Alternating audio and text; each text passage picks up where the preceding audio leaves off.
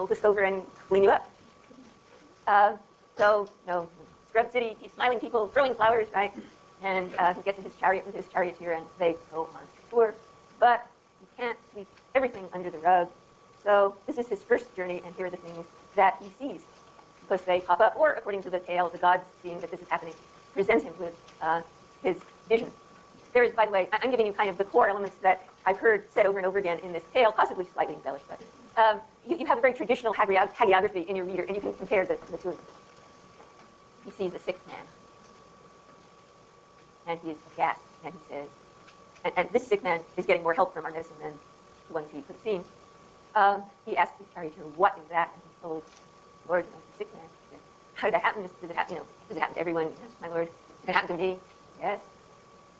Oh, another thing, he was very healthy. And they go a little further with him pondering this, and he sees an old person. He's, was wrinkled, shaken, tottering. "What's that?" And again, the charioteer says, "Old person." And yes, everyone gets old, if they're lucky. And yes, that's going to happen to you. And just, it's not just people that get old, but their surroundings and crumble too. Whoops.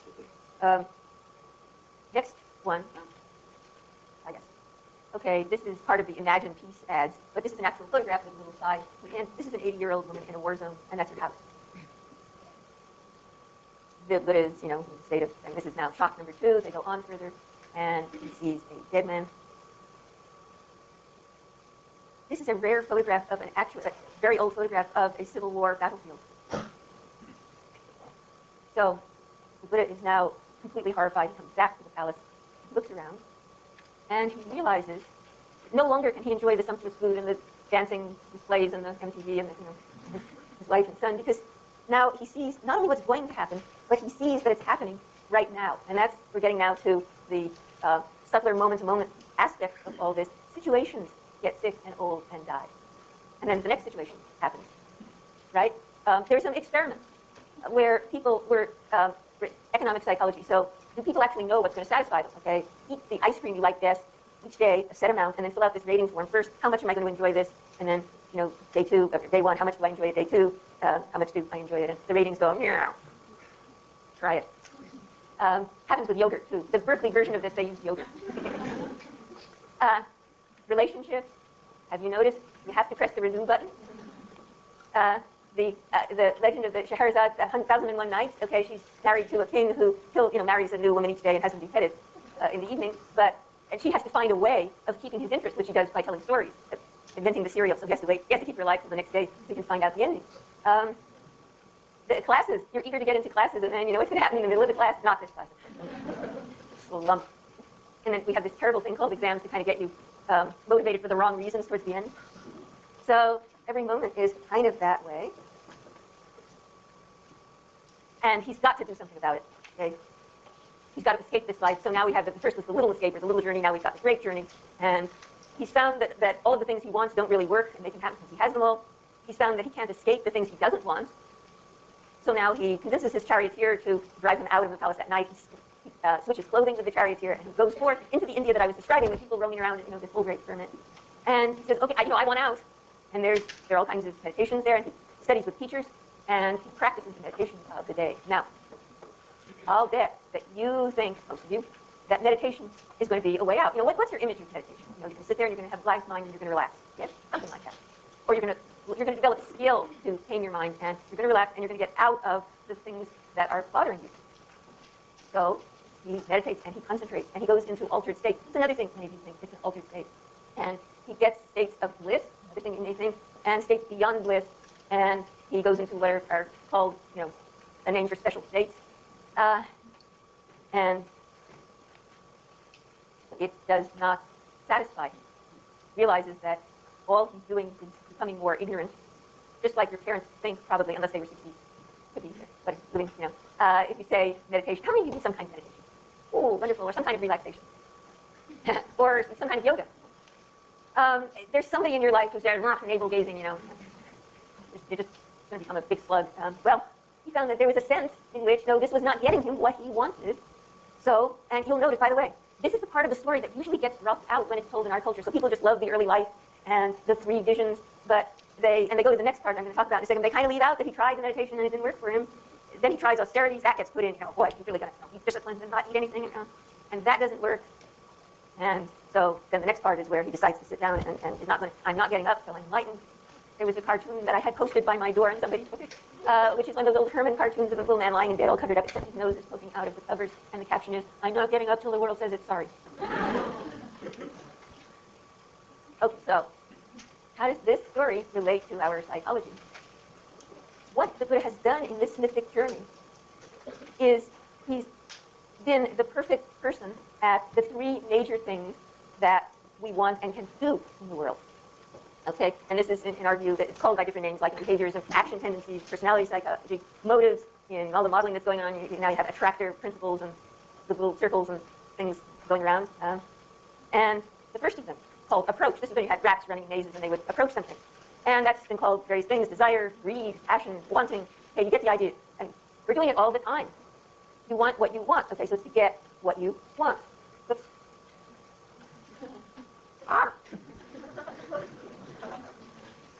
And the next is called avoidance, which comes in, you can have either fear or aggression, flight or fight, but both of them are that you want to not get what you don't want. So now look what the Buddha's story is projecting to us. He got everything that he wanted, and it didn't work for him.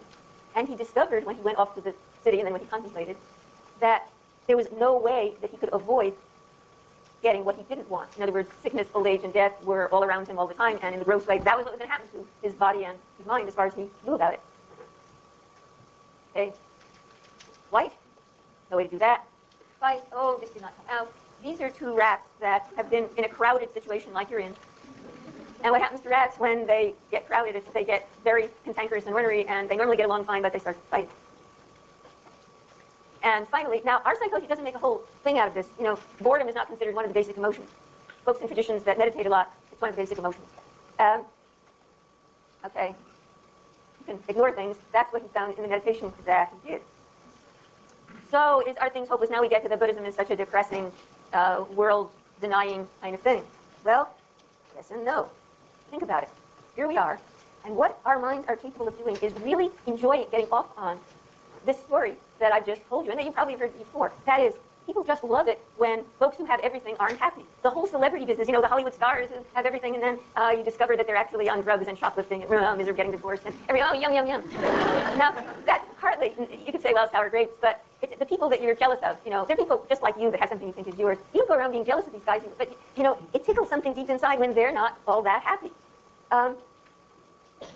You can't avoid the things you don't want. We just love tales of the fate that could not be avoided. Oedipus did everything so as not to marry his mother, and the things he did got him to marry his mother. You probably think of the Oedipus as, Freud, and that's the content.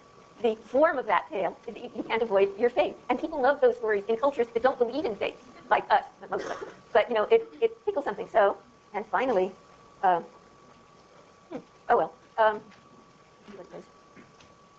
fate of everything, and he found the ultimate withdrawal, the ultimate ignorance, and he came back and said, that wasn't enough. Think about how you like alienation stories. The Catcher in the Rye, The Stranger, Push, our modern one.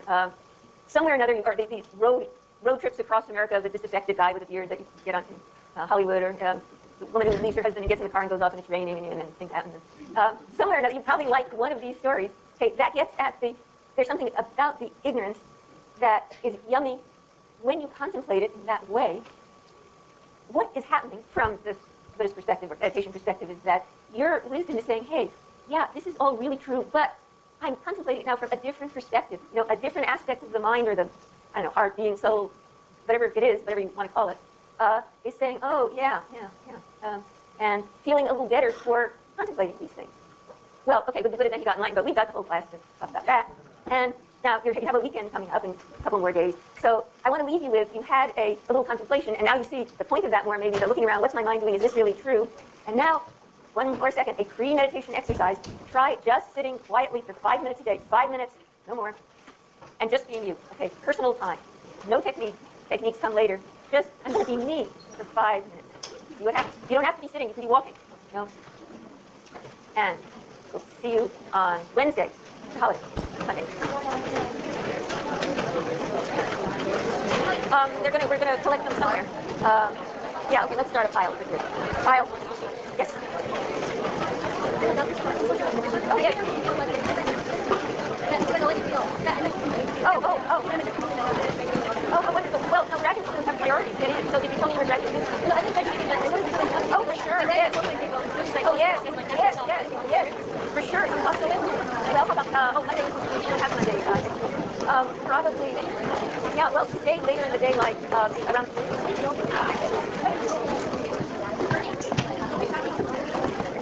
oh, yeah, go ahead, do it. Yeah, get on the way. Let's get on. Okay. I mean, there were fewer people today than Monday. No section.